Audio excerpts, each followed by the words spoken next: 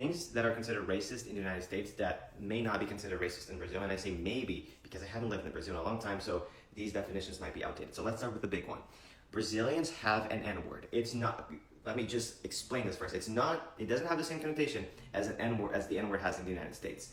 So don't come for me for telling you how it is, okay? So in this word, it starts with an N and it's used to describe usually either a black person or a person who has a tan skin. So because Brazil, like half of the Brazilian population, is comprised of mixed ethnicities, we don't have that connotation. And most people use this word not in a derogatory way, but in an affectionate way. It depends on the context, but most of the time, people would use this word to refer to someone who has a beautiful black skin or has a beautifully tanned and darkened skin.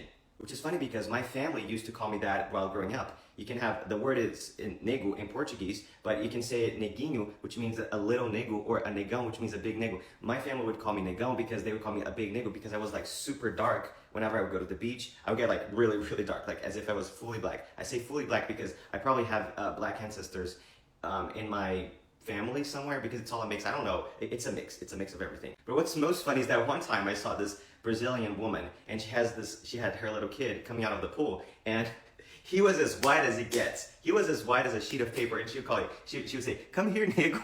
I just thought it was so funny. Even for Brazilians, that was funny. But nowadays, from what I know, people would affectionately call each other that word regardless of the skin, of the color of their skin. So I don't know what else it is nowadays. Okay, now the second one, I think this one might actually be racist. It's how a lot of Brazilians will refer to Asian people in general as japas, which is short for Japanese.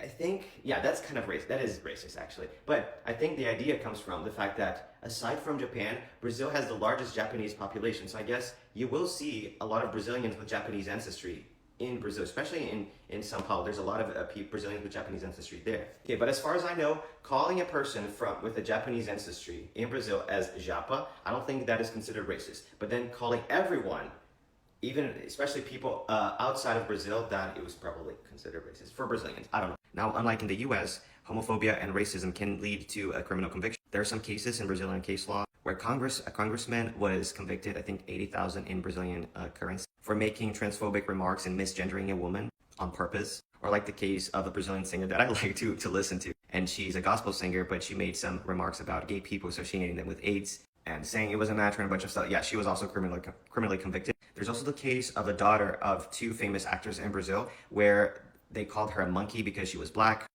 And the person who did this was also convicted. And of course, you could never fly the Nazi flag here in Brazil. Like, I saw some people, like, not far from where I live, I was just driving by and they were by a bridge with Nazi flags. Like, what the fuck is going on? That could never happen in Brazil. You would go to jail immediately.